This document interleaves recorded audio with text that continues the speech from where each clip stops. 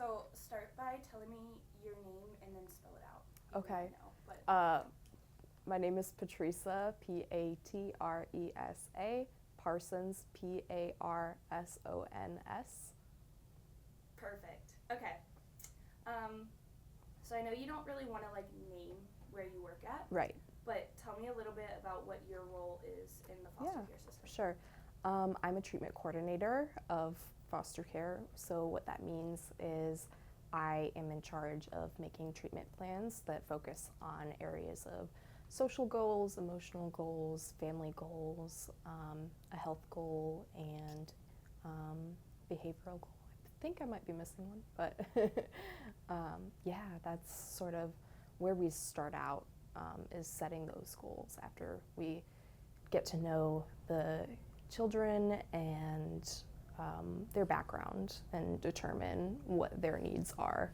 And then we will do interventions to meet those goals. And then we review the goals after a certain amount of time and change them if needed and continue working with them if needed as well.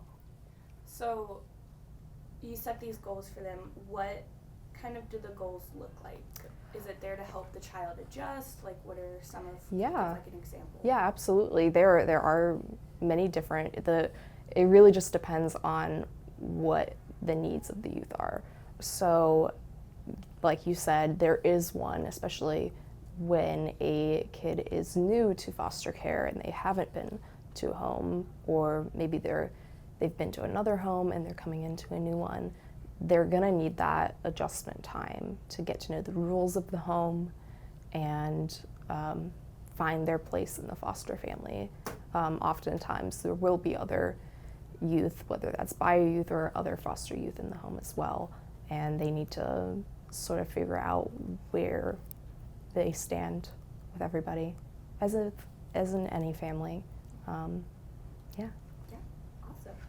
Awesome. So I want to talk a little bit about your journey to foster care. So tell me about your degree, your trip to Cape Town, and kind of how you ended up in your spot that you're at now. I started at the University of Dayton. I graduated in 2022 with a sociology degree, minors in social work and anthropology. And I, after graduating, found a job as a teacher at a daycare. I started with a Head Start program, which is a government-funded program for kids from lower income communities. And then I moved to another area of the daycare where it was just normal, regular daycare. I need to cut a moment. Losing my train of thought. And I worked with 4 and 5-year-olds on their way into kindergarten. And then after that, during that time, I was also working on a graduate certificate at Miami University in Oxford. I commuted from here in Dayton to Oxford a couple times a week, and I did classes online as well. And my certificate there that I received was for child life. And if you haven't heard of child life specialists before, they typically work in a hospital setting, but they can work in many different settings. Anywhere there is trauma for youth and their families, that is sort of their role to be there, typically using play therapy techniques. And so while I was doing that, I found a program to do a practicum abroad in Cape Town, South Africa, which was 4 weeks. I went into the hospitals there and I observed my preceptor, and I got to play and do interventions with kids in the hospital setting there, which was a really, really cool experience to be able to see what life in general is like over in Cape Town, and how families are different there as well. It's very much a it takes a village mentality, which I love. I love seeing that, and something I'm envious that our culture doesn't have as much over here. But I do see it takes a village in foster care, and a lot of my homes, I have a family that, like, many different parts of their extended family are just involved in foster care, and I've been their treatment coordinator for 3 of those homes. So they always help each other out, and even if people aren't related in foster care, the foster parents all know each other and they'll help each other out. So yeah. That's awesome. So we kind of talked about this already, but some of the ways you support the kids, I know you've kind of told me that sometimes you go to their soccer games and that kind of stuff. So just maybe just talk about a couple different things you go and do to support them other than just treatment plans. Yeah, absolutely.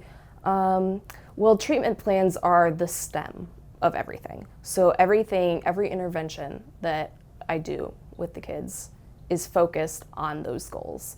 So, for example, I have had a kid who has trouble with anger management and is needing to learn those social goals. I have a ton of resources at my work where I can just go and grab that, or I can make up my own interventions. But what I've been working on with her long term is this packet that explains what anger is, the underlying emotions of anger, what brings us to anger, and how we can help ourselves regulate when we are feeling those strong emotions.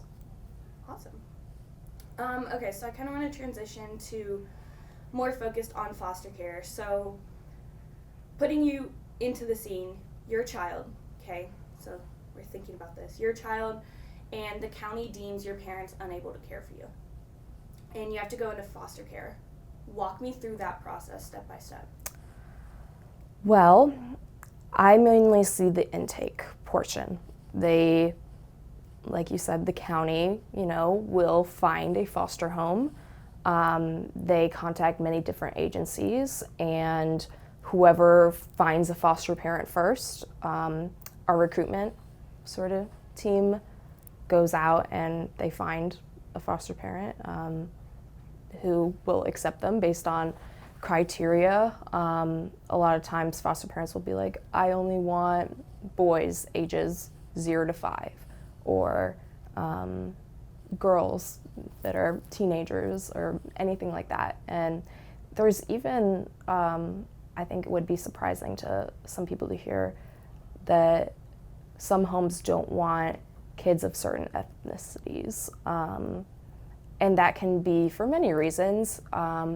For one home I know of, they don't want any Black youth because their community that they live in, the schools aren't as great, and they aren't as accepting, I'll say, as other people would be. Just a small town community, Mm-hmm. So the county deems it unsafe. The child has to go into foster care. Mm-hmm. Let's just say they're in the middle of class that day. Mm-hmm. Does the caseworker come in and get them out of school to take them into holding? Do they wait till the end of the day? How does that work? I can't say that I know that, but from my experience, I would think that they would wait till the school day is over, let the child continue, and then caseworker will show up towards the end of the day and say, hey, this is what has happened. We're gonna find you, we're bringing you to a nice home. We're gonna tell you who is in that home. So I've seen caseworkers before make books before, of pictures of the family, the foster family, and even the pets are included in that, which is super cute. So it sort of prepare them for what they're going to be going into, give them an idea so they're not just showing up blind, because that's a very scary thing, especially for a kid. Mm-hmm. You know, it would be a scary thing for anyone to go into a new environment and live there. Yeah. Yeah. So they're getting taken away from their home, the environment that they know, maybe their pets, you know, some of their favorite blankets or favorite stuffed animals. So what is that feeling of being ripped away from kind of everything that you've known? It's traumatic. Yeah. It's trauma. That's why we do everything we can to make those goals and normalize the foster care experience as much as possible for both the youth and the foster family. It also impacts the foster family because it changed the family dynamic. Mm-hmm. Yeah.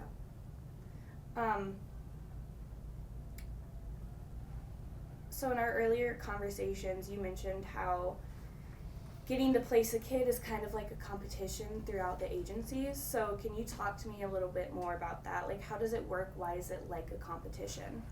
Well, it's a competition because the county contacts all the different agencies. And so we are trying to find a home within our agency as fast as possible before another agency can take in that youth or, you know, a sibling group or anything like that. It's just kind of, we have quotas that we'd like to stay at, and if foster parents want placements, which is why they're here, you know, to be foster parents, we're going to provide that. Is there ever times where, because it is a competition and you're trying to get the child placed, maybe they're not the best fit for a family, but your agency kind of wants to be able to place them over somebody else? I would say that people sugarcoat a lot in this profession because kids have been through a lot. They might focus less on the bad that has happened. Like, they will say, oh, this kid has been abused, and they react this way because of the instances that have happened. But they might say, oh, but they're such a sweet kid. And they might be, but oftentimes, especially for foster parents who are new and haven't had placements before, they find out after the fact what they're actually getting themselves into. Mm-hmm. Does that ever result in them not wanting to foster the child anymore? Absolutely. Yeah. Okay. How quickly do kids normally get placed? In what context? Maybe just in like your organization, like say you get the notification that like a child needs to get placed. Is it like within that day? Does it take a couple days? How does that? It can be, yeah. I will say I don't see too much of the placement side, as my job is working with the foster families once they have the kid. But I do see the emails like, oh, this person needs placement. Anyone have any homes in mind? I would say that it happens quite quick, but I couldn't give you a sort of time frame. Yeah, that's fine. Mm-hmm. So kind of, and again, some of these questions will probably get a little repetitive, but Yeah. just feel free to answer them in the same way, or if you have a different Okay. answer. But going off sort of the competition thing, I know there's no like federal regulations in the foster care system per se. Like, it's kind of county to county have their special rules. So do you know why that is? And then tell me about some of the struggles or things that you've noticed when working, whether it's working with other agencies or just like in the county itself. I can't say I interact with other agencies in my role. I think the reason it's different county to county is just based on their local laws and just their culture. I have seen kids go back to their abusers, which is unfathomable to me that a judge could sit there and rule that it is okay for a kid to go back to someone who has hurt them so badly and caused them that trauma. Yeah. So it really does depend on the county.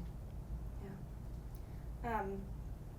From our research and talking to other people, we've heard and we know that placements can be traumatic.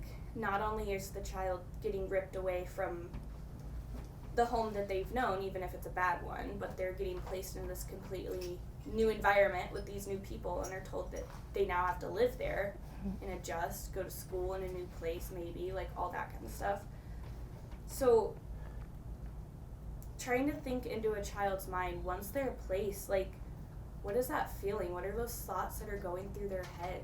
Like, walking into this new home. I know they have support and resources, but it's still like, you know, do they even know what's going on? I think it depends on the intellectual ability and just the age and stage of the youth.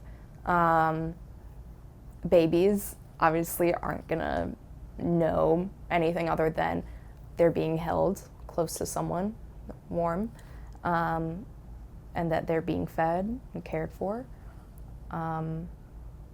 especially younger, infants. But as they grow, they become more familiar, and they recognize those faces and the people.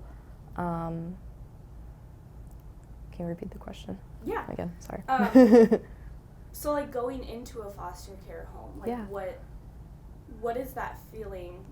Let's just take children who, maybe they know what's going on, or they know that they're no longer with mom and dad anymore, and they're with this new family. Yeah. They're wondering when they'll be able to go back, why they're not with mom and dad anymore. Even if they have been hurt physically, or they're not going to be like, why am I being taken away? Because they've never been taken away before, for some kids. But I think that if they have been before, they know that their guardians or parents need help. And it's our job to help the kids adjust and process that, hey, we don't know when things may return to how they once were, or even if they will, because there's different levels to, different areas. Like, a kid could be PC, permanent custody, where their original bio family has lost custody of them and they're searching for someone to take care of them. And oftentimes it doesn't even have to be adoption. Like, they can be in the system until they're 22, about that age. See them through school and higher education as well. So it really is just, it sucks for them because they don't have answers and we can't give it to them. But what we can do is let them know that while they are here in foster care, they're going to be taken care of, and we will do everything that we can to help them understand what's going on with their case. That feeling of maybe switching placements, maybe they got put into a family and it didn't work out and now they have to go to another family. Is there ever that feeling of, I'm not enough, or I'm not worth it because this family's giving up on me? Absolutely. A lot of kids struggle with confidence in the foster care system because of that, and because parents aren't doing what they need to do to maintain their custody of their children. There is that feeling of, well, if mommy and daddy love me, why aren't they doing this and this? So they must not love me if they're not getting clean or, being sober. That's hard. So transitioning to a case that we've kind of talked about recently, how your mom fostered one of her students for, what was it, a day or two? Mm-hmm. So I know that the caseworker gave the kid to her, even though your mom isn't a foster parent. Right. And I'm assuming that's because she was the only adult that the child trusted. But can you just kind of tell me about that whole situation, why the child was given to your mom, what were the circumstances? Absolutely. So a couple weeks ago, I got a text from my mom that one of her former students, maybe a year or two ago, she's still quite young. I think she's probably in first grade now, and my mom's a kindergarten teacher, so relatively recent former student. She was not taken from her mom, but the cops showed up to arrest mom for child abuse. I think that happened at the school. I don't know where it happened, but she was arrested for child abuse. The caseworker came and was trying to find someone to take care of the kid, and they didn't know, for whatever reason, that they could take the kid with them. So, and they said that, like, to my mom, that, oh, I didn't know that I could take the kid with me. But she could, and she could have found a respite, or short-term respite, or a placement, because we didn't know what was going to happen with her mom's case. And so she, under kinship, was given to my mom, and she was there for a night. She was very, very cute. She said, "It's magnifique, or something. Your house is magnifique." And she had never slept in a bed before. And so when she got into the bed that my niece normally sleeps in, but she wasn't there, she fell right asleep and was so cozy, and it just breaks my heart to know that she had been sleeping on a floor with just a pillow and a blanket in the same room as mom and mom's boyfriend. And from the way that she was playing with Barbies, you can kind of tell that she had seen some things that she shouldn't have, as well as when she took a bath. My mom said that there were marks all over her body from that child abuse. And so she goes to school the next day, and mom got custody back of the kid somehow, before a court hearing even happened. Because mom claimed that belting the kid was part of her culture. So, yeah, and then after that happened, the kid didn't show up to school for a couple days or a week. And they had found that they moved out of the place where they were living, and we couldn't find them. We thought mom had taken the child and went away. Thankfully, that was not the case, because she did show up back at school. I don't know where the case stands at this moment, but yeah. I'm gonna let that calm down. Yeah. But why do you think she was given back to her mom? I mean, I know you talked about how she claimed, belting was part of their culture, but that doesn't negate the fact that the child was sleeping on the floor. Right. So is that something that goes back to how there are no federal guidelines and it's up to the county? Like, do you think that's part of it? I'm not sure. I think that the reason she was removed from her mom's custodial care was because they saw the marks on her. and they hadn't investigated before as to her living situation at home. I don't believe so. So I do think it depends on the county, because I know in some school districts there will be people who go out to make sure that you have a bed, a dresser, clothes in that dresser, a closet, clothes in it, and, bed with bed sheets. Yeah. The social worker that made that choice to put the child with your mom, or the caseworker, she had to make that decision. And in your role, or in the system, you're all working for the benefit of the child. You all want what's best for the child. So when choosing placements, when choosing to decide to remove the kid from their surroundings, how do you make that tough decision of deciding what's best for the child? I mean, their future, their feelings, their trauma that they're gonna have is in your hands of making this decision of where they're gonna go and where they're gonna live. So, like, I guess, how do you know that you're making the right one? I think a lot of that has to do with agency licensing.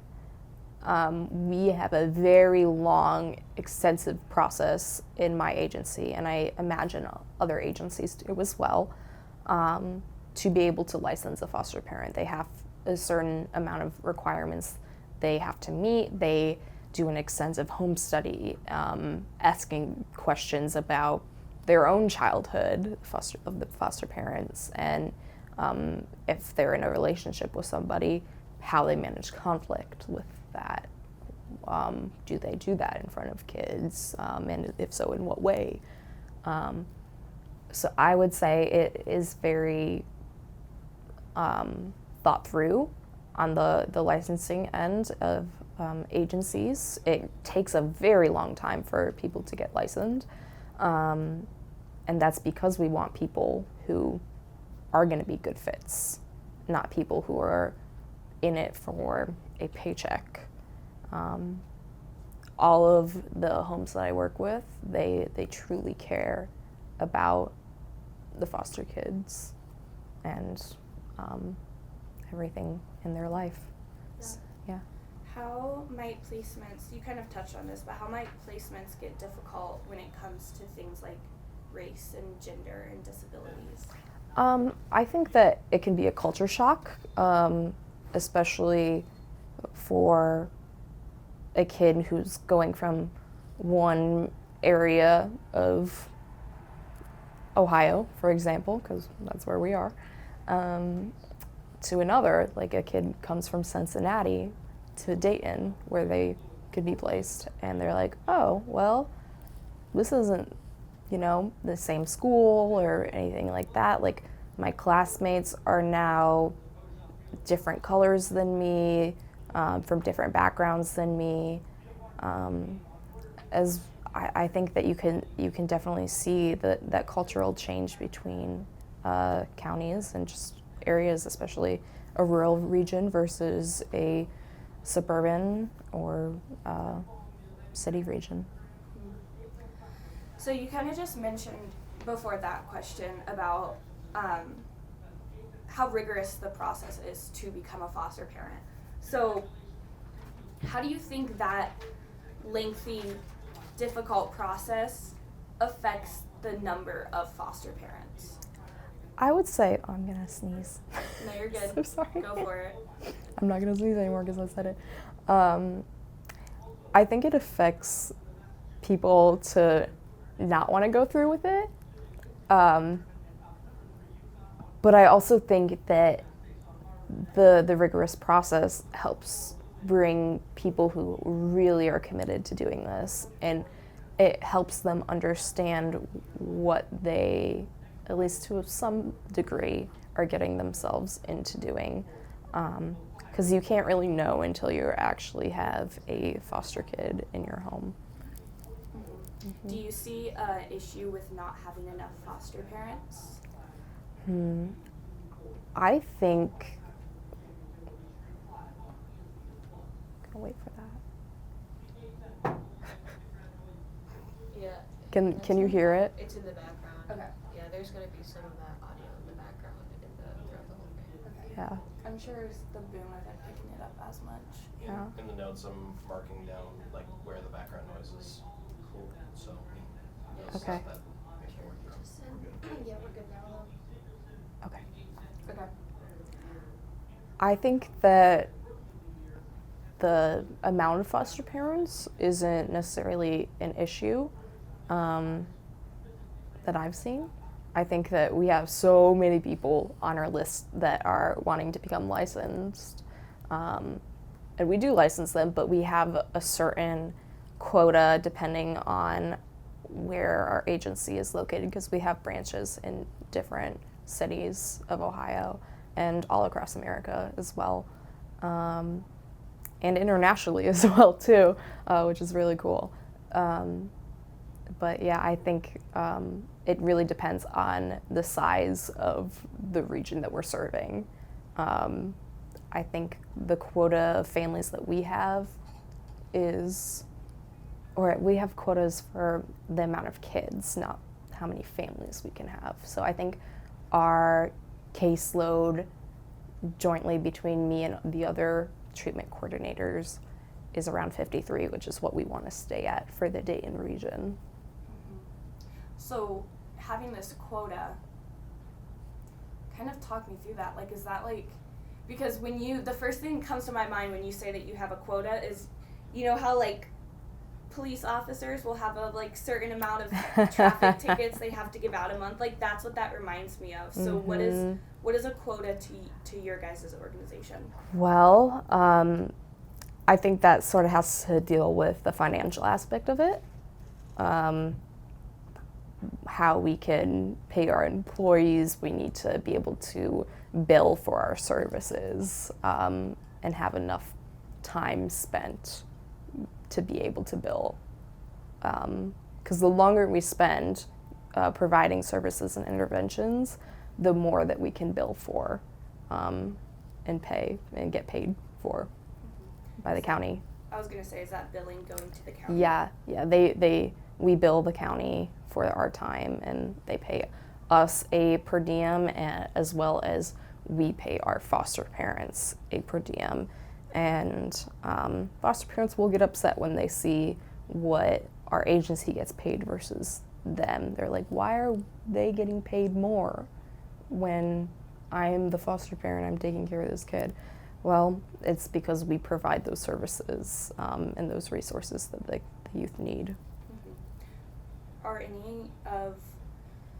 you're talking about the financials, have you ever seen any foster parents that you feel are maybe in it more for the money than they actually are for the benefit of the child? No, not at all. I think that our licensing process that we were talking about earlier, the reason being it's so extensive that I don't think anyone who is wanting to make so-and-so called easy money, it's not, it's hard work, Being a parent in general is hard work. Being a foster parent is especially hard work because you're managing different family systems combined.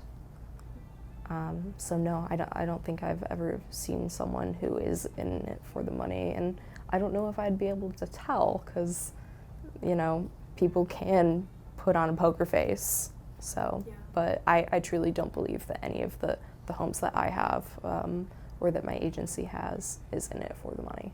Yeah. It's also not a lot of money. Yeah. So I know a lot of organizations' goals in foster care are to reunite the families, to have the kids go back to mom and dad and have them be in a safer environment and make things better. But that doesn't always happen. And we see a lot of kids who live their entire childhoods in foster care and age out. We just interviewed somebody on Friday who was in age out of foster care. So why do you think there are so many kids that never end up back with mom and dad that do end up having to age out of foster care? And what do you see with most of the age outs after they exit the system? I think it depends case by case. I know of one kid who is in foster care who's about to turn 18 and is thinking of going to live with mom. And they have that option. They're 18. They're legally an adult.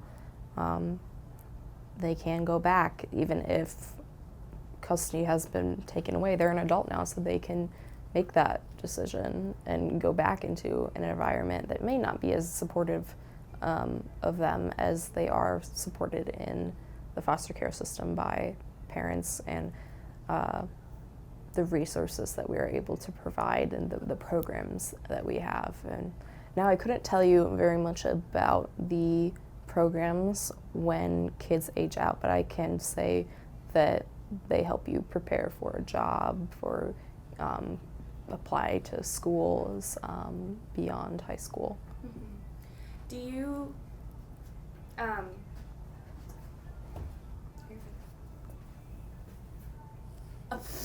here's a bug.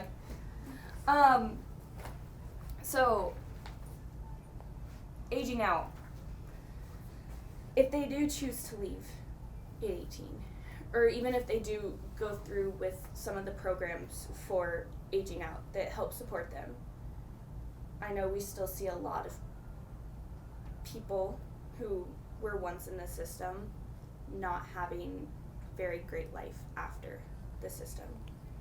So what are some of the most common things you see with people who have exited the system, whether that's homelessness, acting out, drugs, jail? What's that like?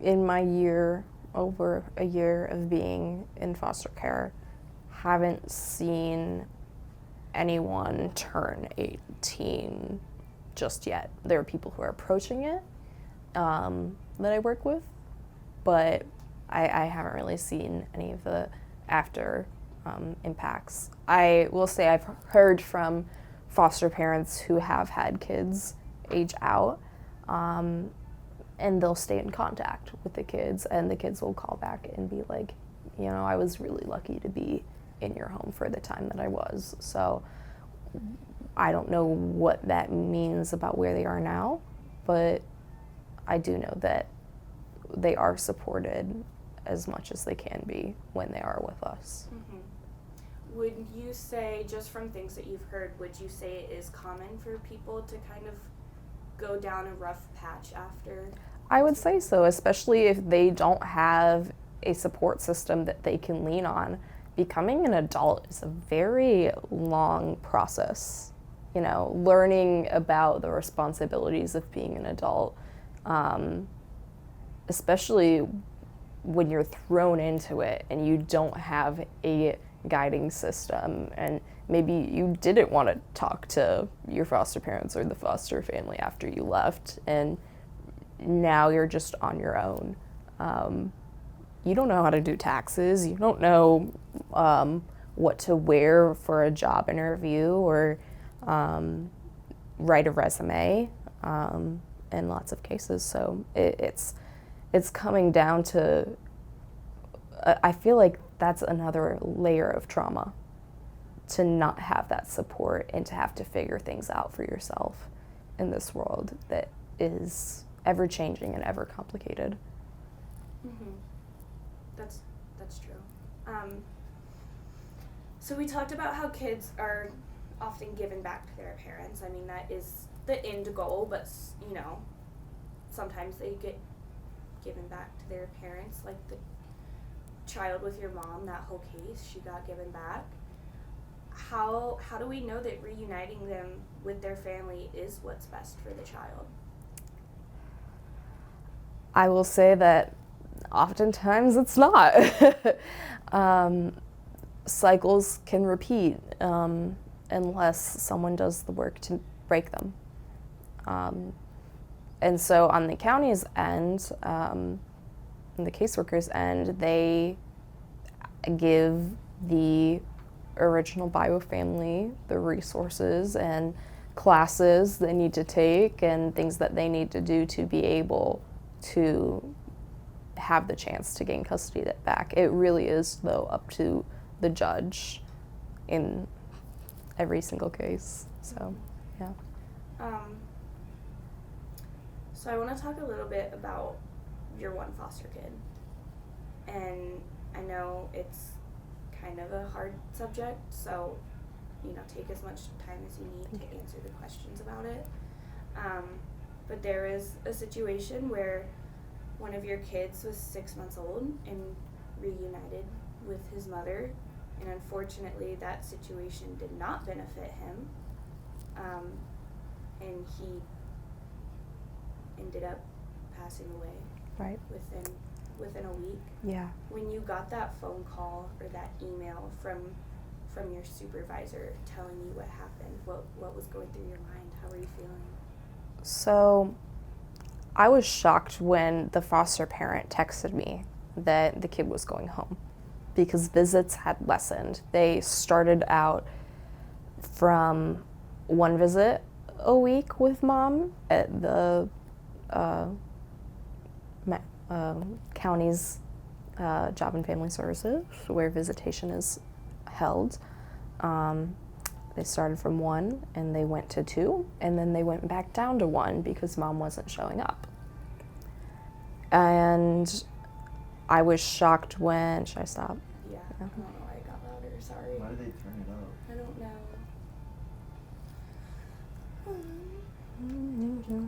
Oh wait, It's a good idea. that's, Hydration. yeah, don't know why they decided to.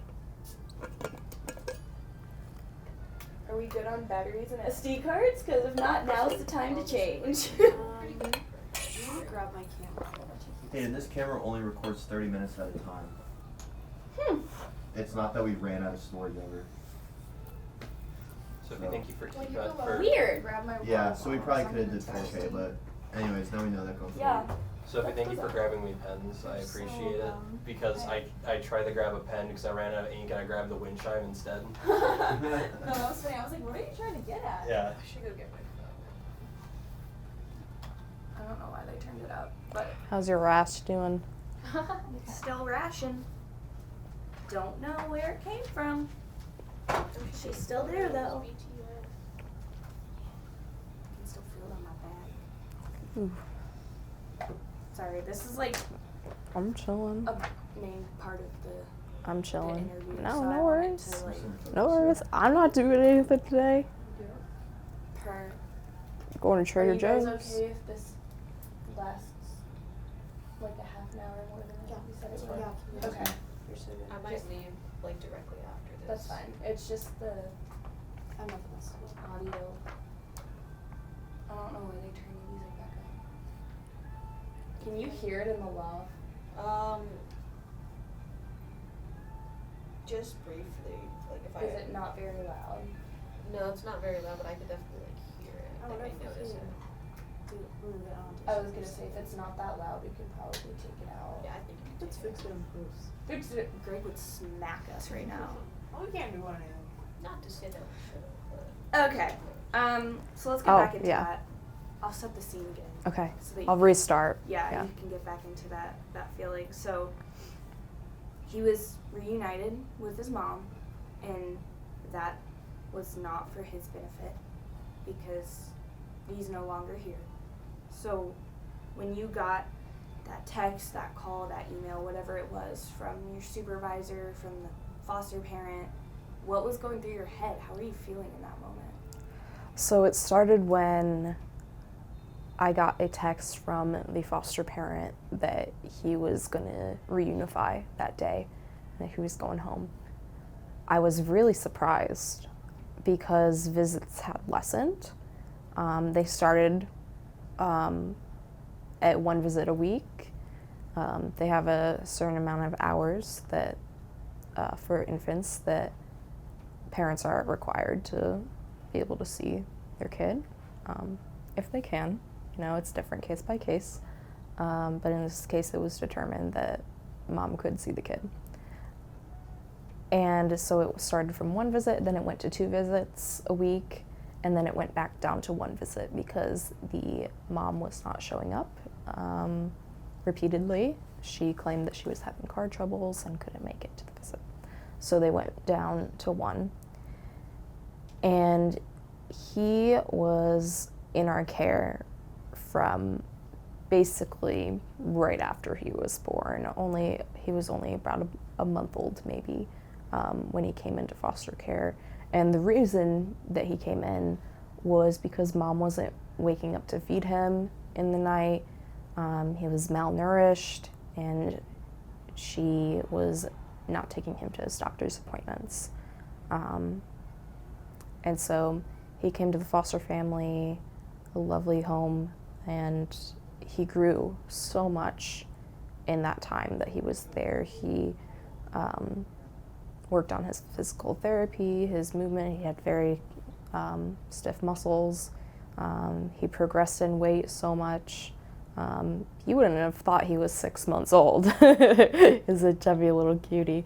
And he was very alert, and you could tell that he loved being where he was, and he was really engaged with the entire family. And so when I got that text, I was surprised.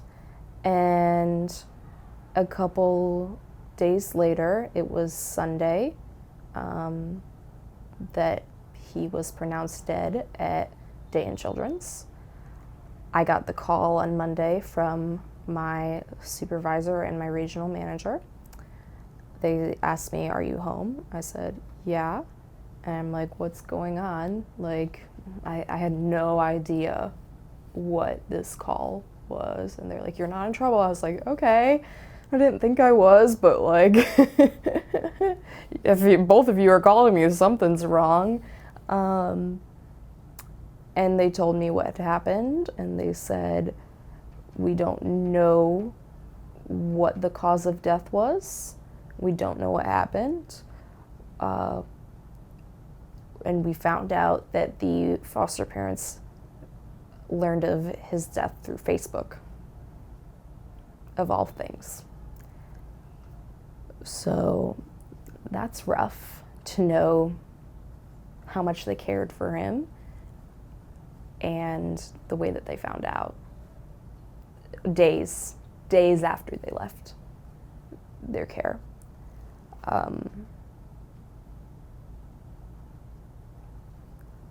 And to this day, it's been a few months, and I don't know what happened.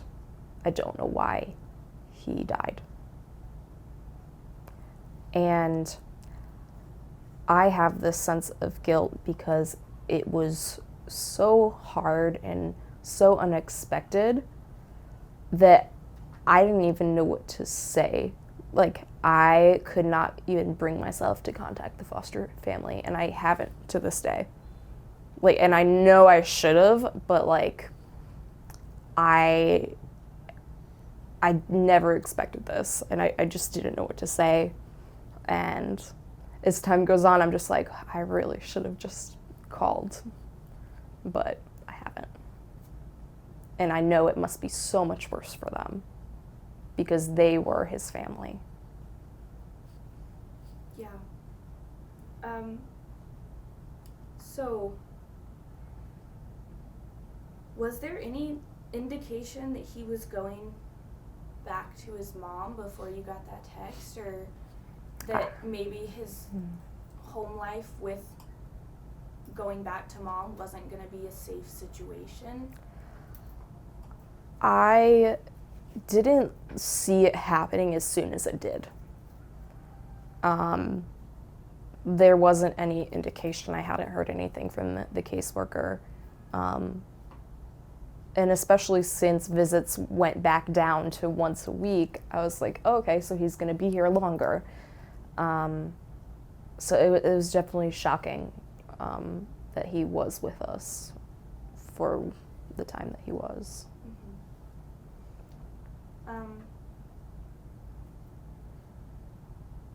How does that situation affect you?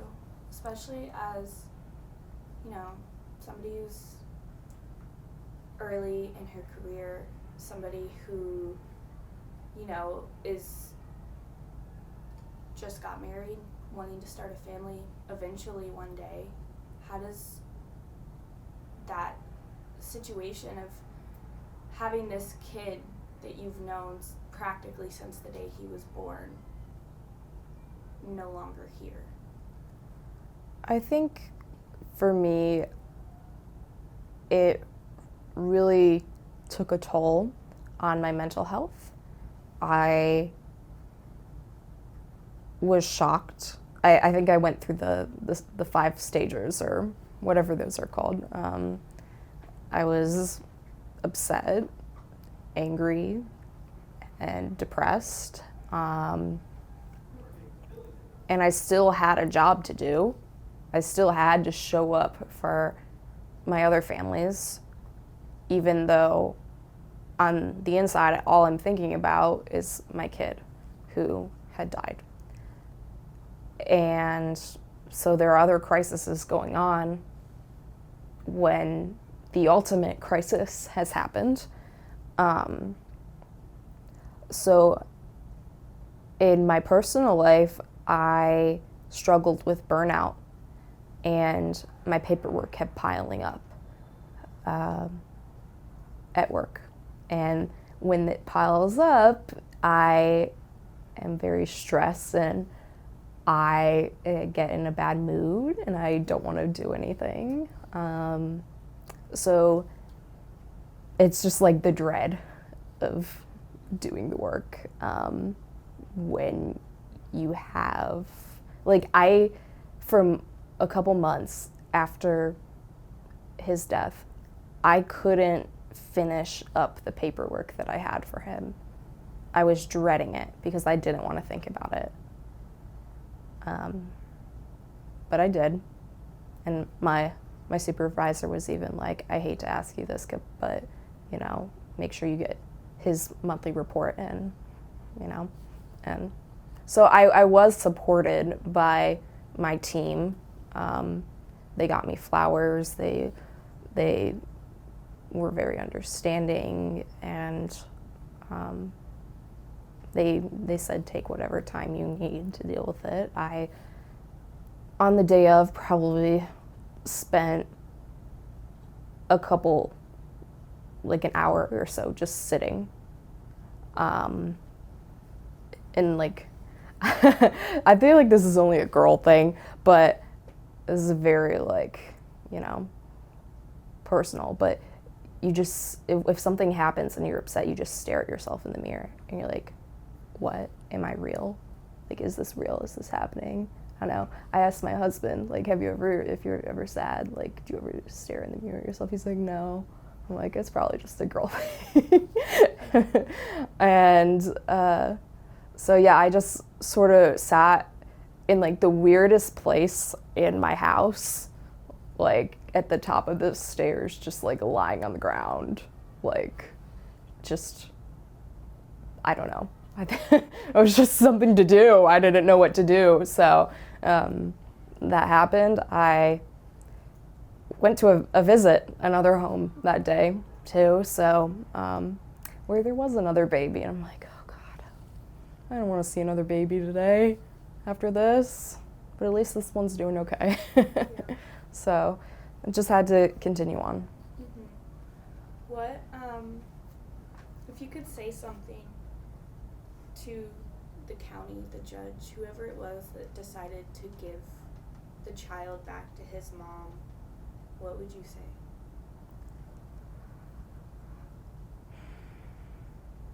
Why? How? I just don't get it. Cause it's hard because I still don't know what happened. But my strong suspicion is that he was neglected because that was the reason that he came into our care, or there was some kind of foul play. Because if you're neglecting your child, you obviously don't care about them enough to want to be a parent. And so in my worst of worst thoughts, I believe that mom did something to result in the baby dying. but I haven't heard anything, so that might not be the case. But he was a completely healthy baby, progressing so much in the time that he was with us. But only like 3 days being home, shows up and is dead at Dane Children's. That tells me something happened. It was wrong. How old was he? 6 months.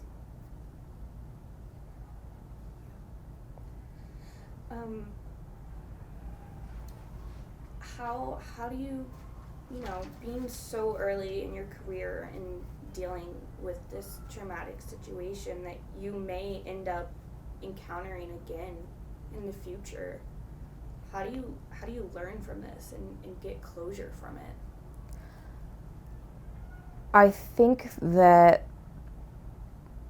what this situation has taught me is that you kind of have to expect the unexpected in foster care.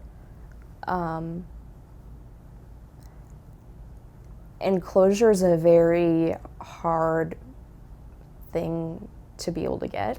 I don't know if you can ever really get closure if something like that happens, or if a kid goes back to their abuser.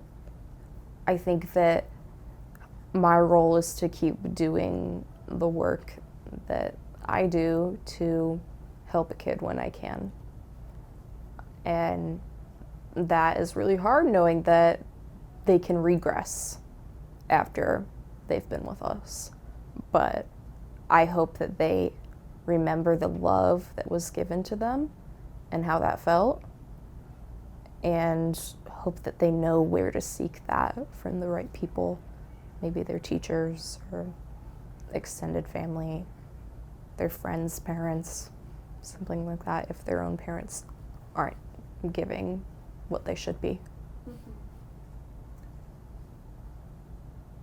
So the system is in place to be able to give the child a safe place while their parents are getting better in order to help their future. It's focused on the kid.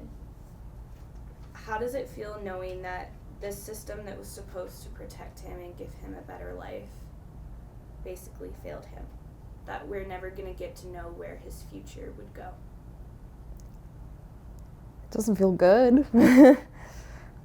I think a lot of it has to do with, our case closed with them. The caseworker isn't reaching out to us for anything anymore because he did reunify, and then a couple days later, he died.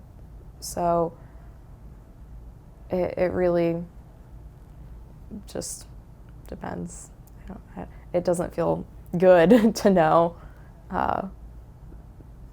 that we don't know a lot of times where they might end up a few years from now. I think caseworkers will try their best to get their parents where they need to be. And I do hear about how parents are doing, often. And sometimes it's good that they reunify. Just that trauma, though, you don't forget it.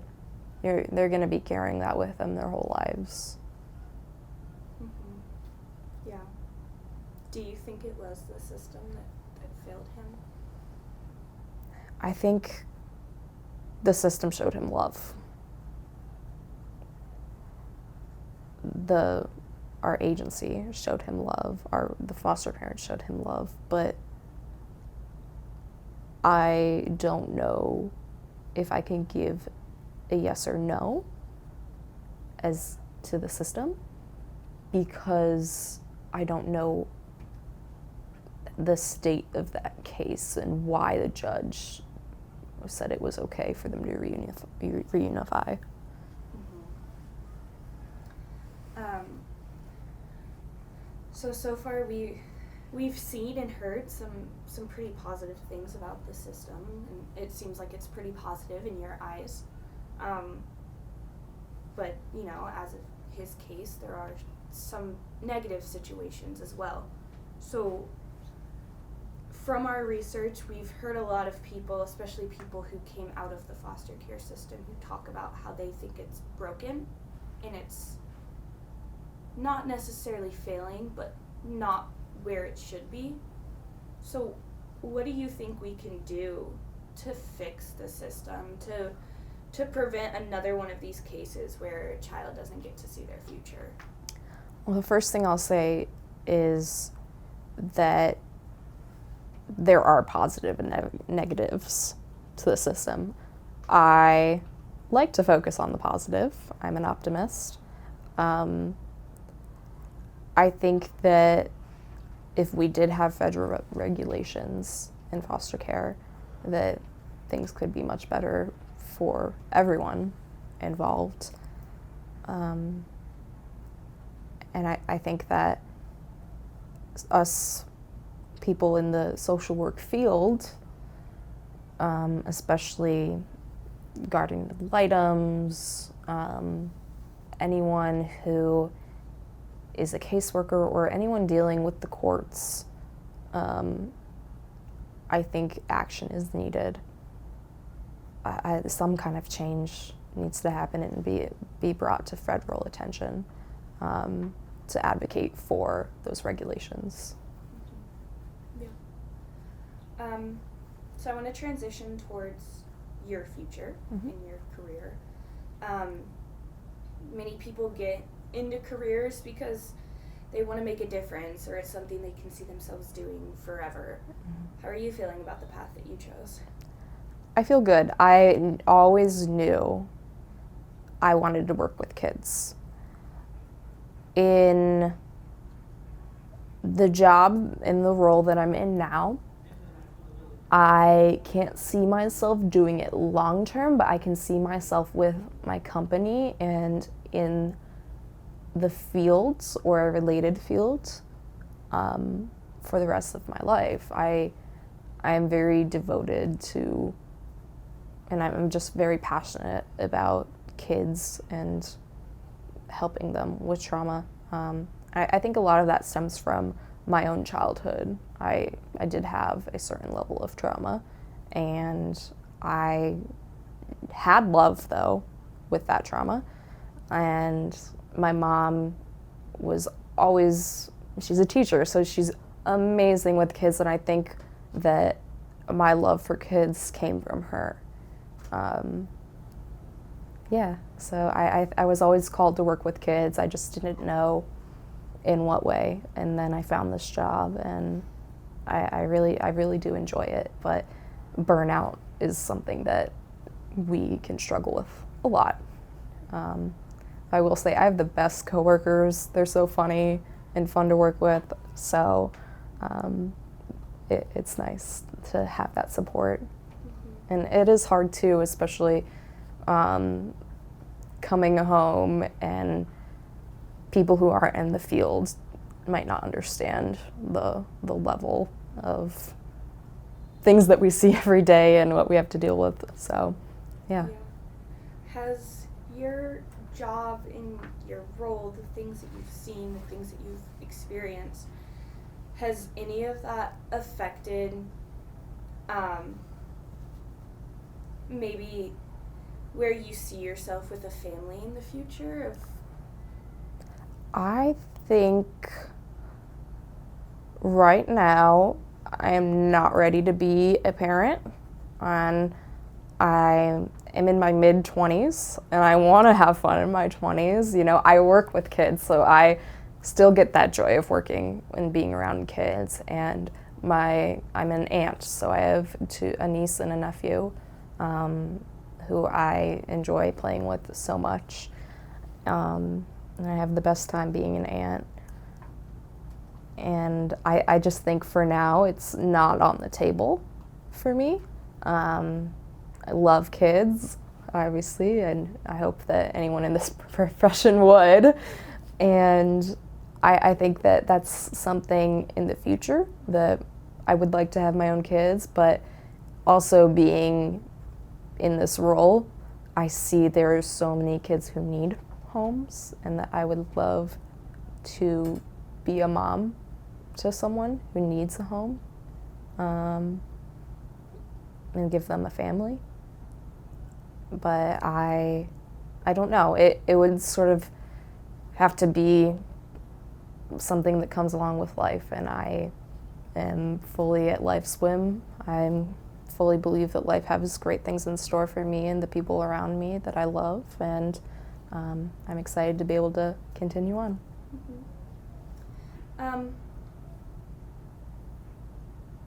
This kind of goes back to your role a little bit, but you spend a lot of time with your foster care kids in particular. How do you help the child adjust to their new family and manage interactions with that? Because sometimes they'll be going in where they have multiple new siblings and new parents. So how do you manage that family dynamic? I think that that's sort of something that comes with collaboration with the foster parent, because they're the person who oversees their day-to-day home functioning. When a kid comes into care, I'll sit down with them and the foster parent will set that goal of, hey, we're gonna have some time to adjust with the family, we're gonna go to do social outings with the family, whether that's going bowling once a week or riding bikes with your siblings, just normal things that a kid and a family would do. Managing conflict, a lot of times there is that favoritism, especially if there's a bio kid or an adoptive kid. The foster kid will see that, and then that's sort of up to us to be like, hey, I'm sort of noticing this. Here's what we can do. With the foster parent, we'll just have that talk, you know? And we are not only there for the kids, but for the foster parents to, with our knowledge of development and family systems, we were there to help guide the foster parents as well as the children. Mm-hmm. So you're about a year into this job. What's been the most fulfilling part so far? The kids, of course. Yeah, just working with the kids. They're so much fun, and they have the best personalities, and they're very sweet, and I just love getting to work with them. Yeah, it's just about the connection. Yeah. What's been the hardest part?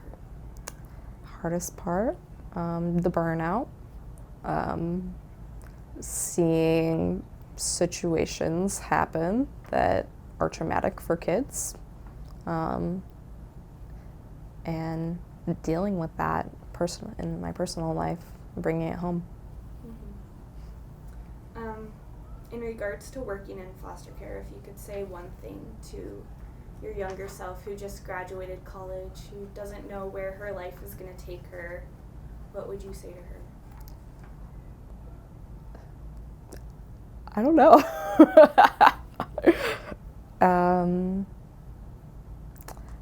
Because I've always known what I've wanted. I'd say the path might be different than you would like or would have wanted and expected, but you're going to get where you're wanting to go, and you'll be happy. Yeah. If you could change something about the foster care system that would make it better for the kids, what would you change? What do you think needs to happen? So much. so much.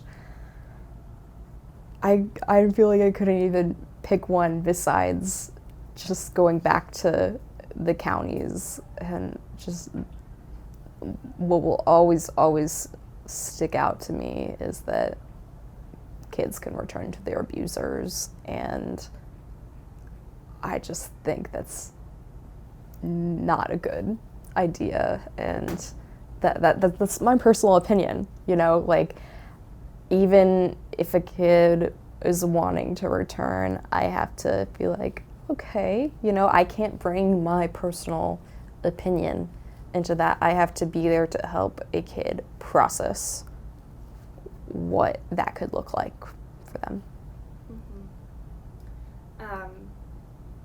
If you could say something to the people that are going to be watching this documentary, whether it's parents, children's officials, whatever, like, what would you say to them? I would say that kids are the future, which is a very basic answer. I mean, but they are. And you were all kids once. You all had emotions and issues and arguments and things that you had to deal with that were hard.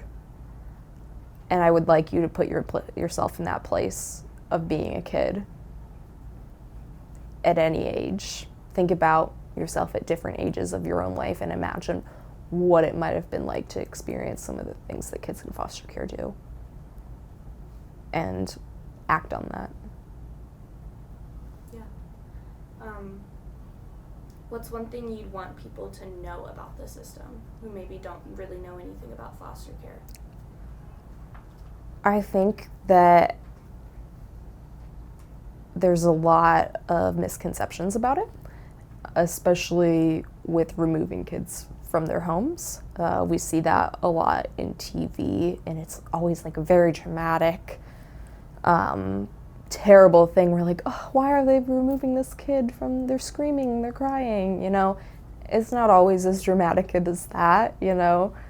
I would say that's very misconstrued, that idea that removing a kid from their family of origin is a bad thing. It's not, because we're removing them for a reason, and social workers will often look like villains in the media. Yeah. If you could describe the foster care system in one word, what would it be? Hope. That's a good one. I like that. For all the foster care children who are out there who are looking for hope and love, what would you tell them? What would you say to them? There are people who do love you, and they want to see what's best for you happen. And nothing is permanent. Life will continue to move forward, and you'll get through whatever comes your way. Yeah. Is there anything else you can think of that you want to share? Woo. That was good timing. No, I don't think so. I'm good. Thank you. I have one. Yeah. With the hope, do you think you could state it in like full sentence, like one word I would use to describe the foster? Yeah. Just so that Should I wait though? Yeah, give that a second. Yeah. Also need to get rid of Yeah. correct. Oh god. Big score goal.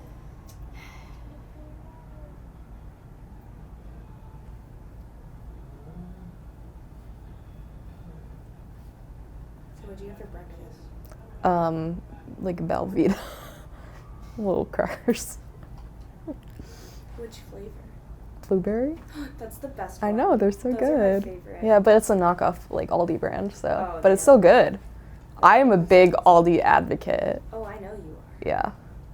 So, That's valid. yeah. There's... Even Aldi these days is getting expensive though. Yeah. But, Okay. okay. Yeah, just... What's my line? Just restate, like if I could describe foster care in one word, it would be hope. Okay. Something along those lines. Should I No, do not. I was joking. If I could describe foster care in one word, it would be hope. If I could describe foster care in one word, it would be hope. Should I just keep doing it so you can choose? No, that was perfect. That worked. That was perfect. If I could describe foster care in one word, it would be hope. Is that your Mickey Mouse impression? Yeah, I think so. Okay, Slay. cool. I think we're good to cut. Cut cameras? Yeah. Cut.